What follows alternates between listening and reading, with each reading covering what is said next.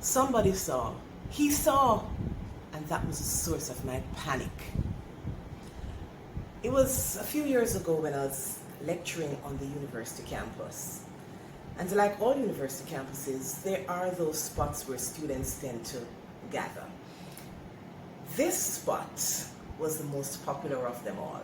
And it was immediately across from the faculty lounge. And the faculty lounge not only held the area where we would relax, but it also held the bathrooms. So here I was coming from class. I had held my urgency for the whole period and a half, and I was making my way to another class, but stopped quickly at the faculty lounge to relieve myself. I hurried in very cutely, did what I had to do, and was making my way out. Just before I hit the door, I noticed that there was extra ventilation to my southern anatomy. In other words, I was feeling a cooling, a breeze round the back. At first I wondered, was this just from the release I felt? But this was too much for comfort. So I passed my hand around to check. Lo and behold, the end of my skirt was tucked in the waist of my skirt. And not only was my rear being ventilated, it was also being advertised. Oh my goodness, quickly I pulled it down, not before looking around to see if anyone had seen. To my chagrin, someone had seen.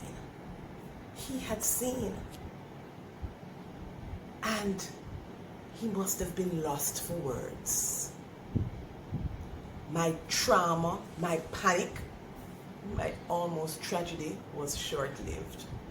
When cognitively I put the pieces together, he had seen, but he was permanently lost for words. You see, he was a mute fellow on campus. He could neither hear nor speak. And so even if he had seen it, he wouldn't be able to share the juicy story, at least not as effectively as you would have been able to. I hurriedly went my way and hoped that I would never hear about it again, excepting now you know. There are so many times in life when our tragedies or trauma or source of panic seems so much more than it really is. When the fire that seems to burn is really just a flicker. When there are circumstances that make it so much less than we think it really is. I want to encourage you to realize that lots of those who you think are talking are mute, or blind, or they just don't care.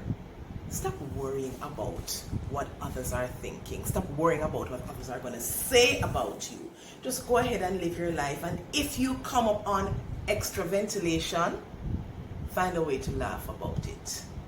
In your pain, in your tragedy, in your discomfort, there's always something that makes it less than you think it is.